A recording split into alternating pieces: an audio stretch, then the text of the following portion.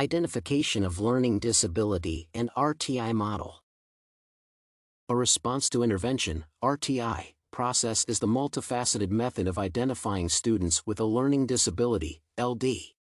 The evidence shows that scholars and practitioners tend to shift from the exclusionary criteria to inclusionary since they reflect the presence of a disability. The sole use of exclusionary criteria cannot provide an understanding of what a student is capable of and what he or she can present at the latent level. Among the exclusionary criteria, there are sensory deficits, mental retardation, language minority, and so on.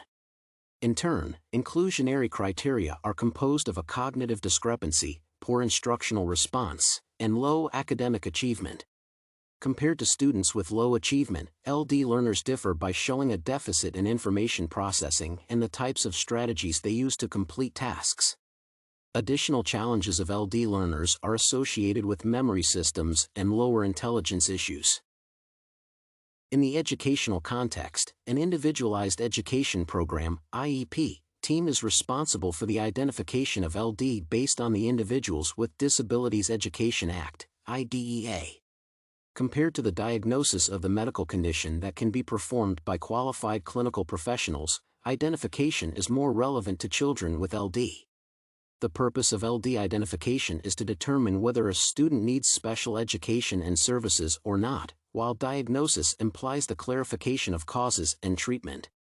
Moreover, the identification involves observation, the review of developmental milestones, standard assessments, and other procedures that can be conducted at school and in the student's home settings. Considering that the educational system should meet the special needs of students, the identification of LD is the best option. The importance of LD identification is also associated with the nature of the disability, which is often called a latent construct. According to Fletcher, LD is considered apparent only in terms of the efforts to measure its characteristics. This unobservable latent variable can be inconsistent and imperfect due to the differences in measurement. Therefore, it is possible to focus on the areas that represent disability, such as reading, writing, or other cognitive processes, which are the latent variables of LD.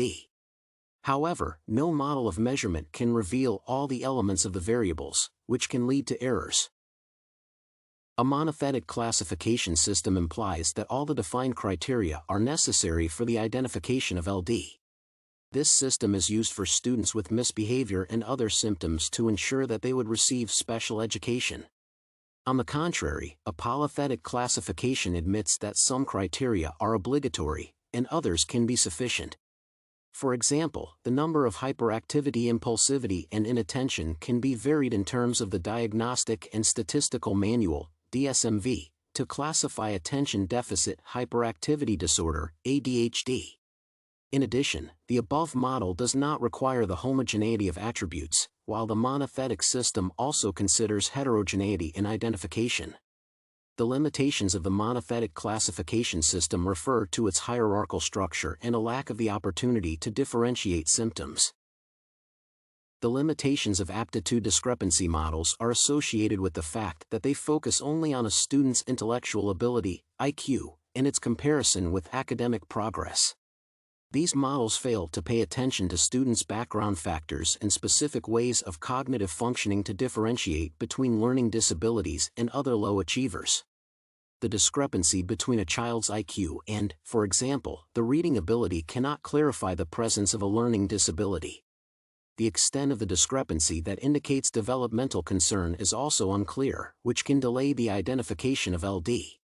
As for a low achievement model, its strength is the clarification of LD based on the absolute low achievement, targeting both LD and academic progress. However, in this case, it becomes almost impossible to distinguish between students with low achievement only and those who have unexpected underachievement. Without additional criteria, it is difficult to understand a student's academic behaviors and attitudes. Considering the above classification systems, one can state that it is important to take into account all the students who demonstrate underachievement. This model implies that the identification is to be based on the response of students to changing instructions in the classroom environment. The implementation of the RTI means that teachers should assume that a student cannot make academic progress, he or she may have a deficit of some kind. In such a way, the RTI covers both students with LD and those who have other underlying reasons for low academic achievement. If the identification process did not reveal LD, it is important to further consider the case of a student by consulting with his or her parents and referring them to specialists. For example, second language learners are often challenged by the comprehension of instructions, which should be taken into account by teachers to be distinguished from LD. Thus, RTI seems to be the most relevant instrument for identifying students with LD, focusing on their academic achievement, cognitive inconsistency, poor instructional response, as well as cultural and social background.